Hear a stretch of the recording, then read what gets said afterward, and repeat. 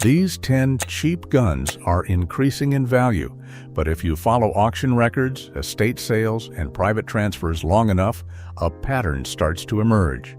The same guns keep showing up, the same names, the same eras.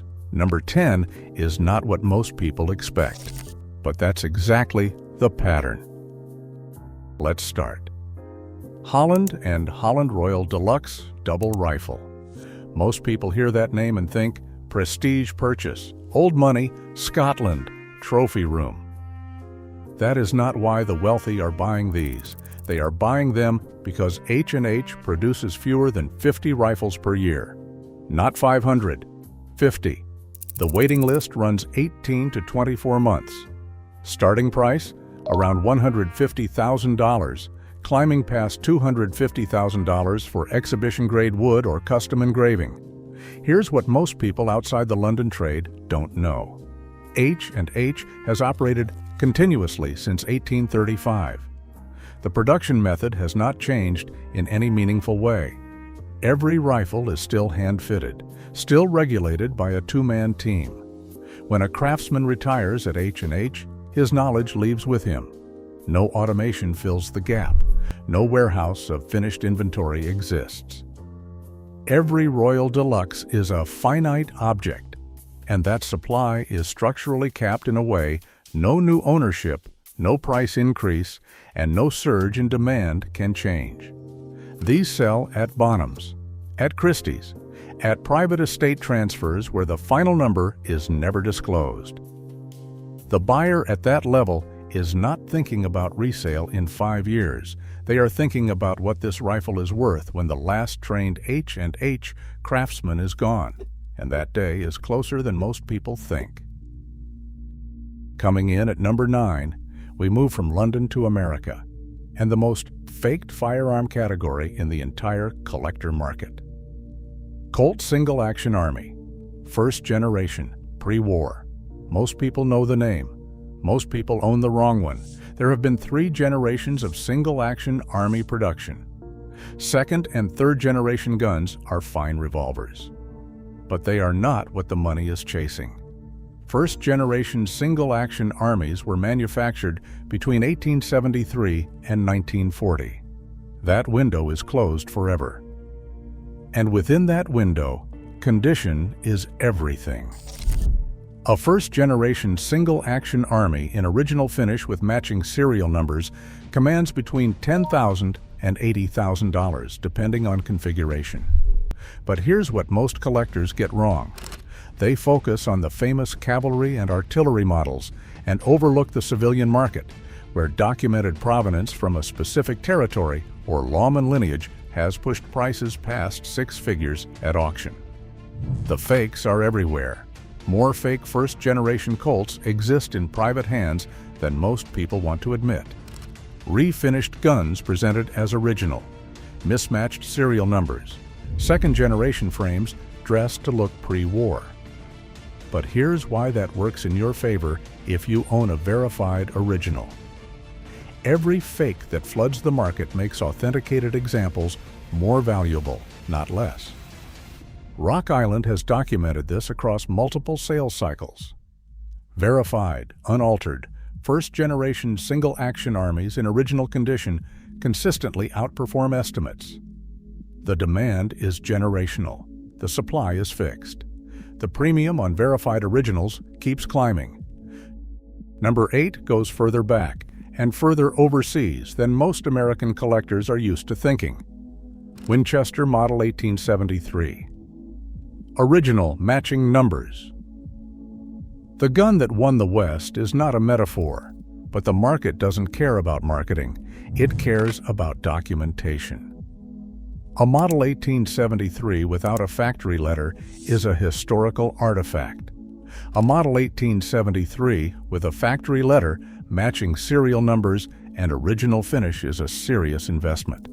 Rock Island has sold documented 1873s in the $15,000 to $60,000 range, and the ceiling on rare configurations hasn't been found yet. Here's what most people don't know about the 1873. Winchester produced them in 4 frame sizes, 3 barrel lengths, and multiple calibers. The most desirable to collectors are rifle-length guns in .44-40, because those paired with Colt single-action Army revolvers in the same cartridge. A cowboy in 1880 carrying both didn't need two types of ammunition. That practical detail is now a collector premium worth thousands of dollars. But the single biggest driver of 1873 value isn't caliber or barrel length, it's untouched originality. Winchester stopped production in 1919. Every surviving example is now over 100 years old. Every gun that gets refinished, restocked, or altered loses value that can never be recovered. The wealthy collectors buying 1873s right now are specifically targeting unaltered guns and paying a significant premium to get them. Number 7 is a European pistol that changed the psychology of military sidearms forever. The Luger P-08 is the most collected military pistol in the world. Not one of the most collected, the most collected. But the wealthy aren't buying just any Luger. They're buying Imperial German production, pre-World War I, DWM marked. And they're buying the variants most generalist collectors walk past without recognizing. The artillery Luger, the P-08, with its 8-inch barrel and detachable shoulder stock, was designed for German stormtroopers in 1914. A complete artillery Luger rig, matching pistol, holster, shoulder stock, drum magazine, and toolkit, has sold past $30,000 at auction. But here's what serious buyers know that casual collectors miss. The Navy Luger, produced from 1904 to 1918 with its distinctive 6-inch barrel and naval crown-proof marks, was made in far smaller quantities than the standard military version. A matching documented Navy Luger in original finish regularly clears $20,000. And unit-marked Lugers, pistols stamped with the regiment and soldier number of the original German officer who carried them, carry a provenance premium that documentation-focused collectors pay significantly above market for. Here's what most people don't understand about Luger collecting.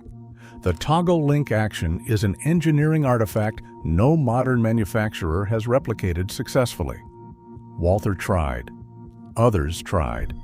Nobody has matched the feel, the precision, or the collector demand of an original DWM or Erfurt-produced P-08. Number 6 is a shotgun, the last great American attempt to compete with the London best guns. The Browning Superposed. John Browning designed it as his final project. He died before production began. His son Val Browning completed it.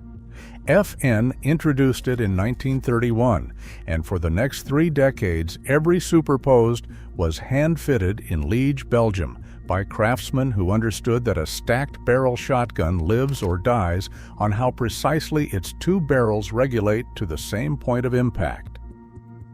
But here's what changed everything. In the early 1960s, FN began cost-cutting production. The hand-fitting gave way to machine-fitted components. The grade designations continued, but the guns changed. Pre-cost-cutting superposed shotguns, especially grade 6 and Midas grade examples, are a completely different object from what came after. Grade 6 examples sell between $8,000 and $30,000. Midas grade guns, the highest standard production grade with full coverage gold inlay engraving, have cleared $50,000 at serious auction houses. Here's the detail most Browning collectors don't discuss openly. The Superposed was built on a receiver patented specifically to allow the barrels to hinge without wearing against each other. After decades of use, a properly maintained pre-cost cutting Superposed shows almost no measurable wear at the hinge point. The metallurgy and fit tolerance were that good. This is the gun wealthy wing shooters have been passing down for 60 years. It doesn't get sold, that's the point. The ones that do appear at auction get bought immediately. Halfway through this list, and if you're still here, you already understand something most collectors never figure out. Number 5 is the gun that settled a debate about American gun making that nobody realized was still open. The Winchester Model 21. Most people outside serious shotgun collecting have never heard of it. That's exactly why it belongs at number 5. Winchester introduced the Model 21 in 1931 as a response to the dominance of English and Belgian double guns in the American premium market. The goal? Build a side-by-side that could stand next to a Purdy without embarrassment. They got close. Very close. But here's what most gun historians don't emphasize. The Model 21 was built on a single selective trigger, a mechanical solution most English makers refused to implement because of reliability concerns. Winchester solved it. Standard Model 21 production ended in 1959. Total production across all grades was under 33,000 guns, but custom and trap grades built to order with hand fitting and engraving done in the Winchester Custom Shop were produced in far smaller numbers than the standard line. Custom and trap grade Model 21s sell between $15,000 and $60,000 at auction. Here's what serious collectors know that casual buyers don't. Winchester continued producing custom shop Model 21s on special order through the 1980s and into the early 1990s. These late production custom guns are not inferior to the pre-1959 examples. In some cases, the wood and engraving are superior, but they carry a lower market premium simply because of the date. Right now, late production custom shop 21s represent one of the most undervalued positions in American double gun collecting. The buyers who have figured this out are not advertising it. Number 4 is a German combination gun that European aristocrats have been quietly removing from the market for 30 years. The German Drilling, 3 barrels, 2 shotgun, 1 rifle, 1 gun. Most American collectors have never owned one. Most have never held one. But wealthy European hunters have been accumulating pre-war drillings from Haim, Krieghoff, and Merkel for decades, and they are not selling. Here is what makes a drilling different from anything else on this list. It is not a specialist's weapon. It is a generalist's masterpiece. A hunter in the German Highlands in 1935 could walk out with a single gun and carry birdshot for low birds, a second barrel for driven game, and a rifle barrel underneath, typically in 9.3 by 74R or 7 by 65R for red deer at distance.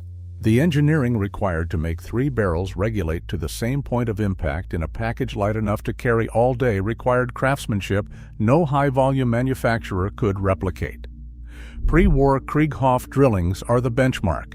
They sell between $8,000 and $25,000 depending on caliber, condition, and whether the original scope mounts and case survive with the gun. But here is what American buyers consistently undervalue. The caliber matters enormously. A pre-war drilling in 9.3 by 74R, still widely used for dangerous game in Africa, carries a practical premium that a gun in an obsolete German caliber simply does not. The most sophisticated buyers are specifically targeting pre-war examples in currently supported calibers.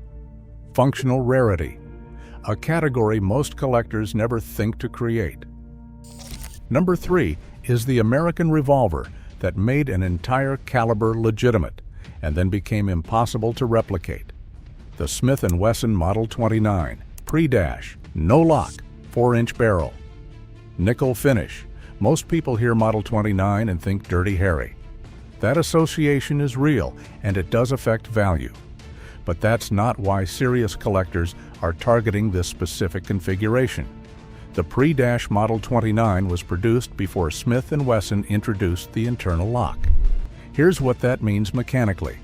The pre-dash guns were hand-fitted to a standard modern S&W production cannot replicate at scale. The timing, trigger pull, and cylinder gap on every pre-dash Model 29 left the factory as a hand-tuned revolver. Smith & Wesson added the internal lock in 2001. Many serious shooters consider it an unnecessary mechanical compromise. Collectors consider it a definitive cutoff point. Everything before the lock is pre-lock. Everything before the dash suffix is pre-dash. The pre-dash examples are what the money is chasing. A pre-dash Model 29 in nickel with the original box and papers sits between $3,500 and $10,000. But here's what most casual buyers miss entirely. The 4-inch barrel configuration in nickel was produced in significantly smaller quantities than the 6-inch version made famous by the films. Smaller production run, same demand. That imbalance has not been corrected by the market yet. It will be. Number 2 is the British name that has appeared in the hands of royalty, heads of state, and the most serious collectors on Earth for over 200 years. James Purdy and Sons, the single most recognized name in fine gunmaking on Earth. A new Purdy side lock starts at $150,000 and climbs past $200,000 for matched pairs or significant engraving. But the wealthy aren't only buying new Purdys, they're buying vintage. And here's why that matters more than most people realize. Purdy has maintained a ledger of every gun they have ever built since 1814. Not most guns, every gun. You can contact Purdy today with a serial number and receive the complete history of that firearm, original owner, original specification. Any subsequent service work done at the London shop. That documentation system is unique in the firearms world. No other maker comes close. A pre-World War II Purdy best quality side lock in original proof with documented provenance traceable through the Purdy archive sells between $40,000 and $120,000 depending on engraving quality and condition. But here's what most buyers don't account for. The archive cuts both ways. Every gun is verifiable, but every irregularity is equally visible. A gun that left the factory in 1922 with no further service record is flagged the moment a serious buyer checks. The archive creates a hard floor under verified examples and exposes unverified ones with brutal clarity. Wealthy collectors requesting archive pulls before any transaction is now standard practice. Complete records command premiums that unverifiable examples simply cannot reach. Number 1 is not what you're expecting. But every serious collector already owns one, and now you'll understand exactly why. The Winchester Model 70, pre-64, original, unaltered. You've heard this before. That's exactly why it's number 1. The fact that you already know the name and still probably don't own the right one is the entire point. Winchester introduced the Model 70 in 1936. Built on a controlled, round-feed action that fed cartridges with a mechanical reliability hunters trusted in conditions where a malfunction meant something worse than a missed shot. In 1964, Winchester changed everything. They switched to a push-feed action to cut manufacturing costs, changed the extractor, changed the trigger, changed the stock dimensions. The gun that came out of New Haven after January 1964 wore the same name, but it was not the same rifle. Collectors and gun writers responded immediately. The pre-64 Model 70 became a separate category almost overnight. But here's what most people don't know about the pre-64 market right now. The generic pre-64 and 30 .06 is well documented and well priced. The market knows what it's worth. The undervalued position is the super grade and featherweight variants in uncommon factory calibers. A pre-64 featherweight in .358 Winchester, chambered for only a short window in the late 1950s, is a genuinely scarce object that most generalist collectors don't recognize on sight. Wealthy buyers who know the production records are targeting exactly these configurations. Unaltered stock, original barrel, matching action, no scope cuts, no rebluing. That combination in an uncommon factory caliber is where the real money is moving, quietly, before the broader market catches up. That's the pattern across every gun on this list. The wealthy aren't buying what everyone else is watching. They're buying what nobody is talking about yet. Now you know what they know.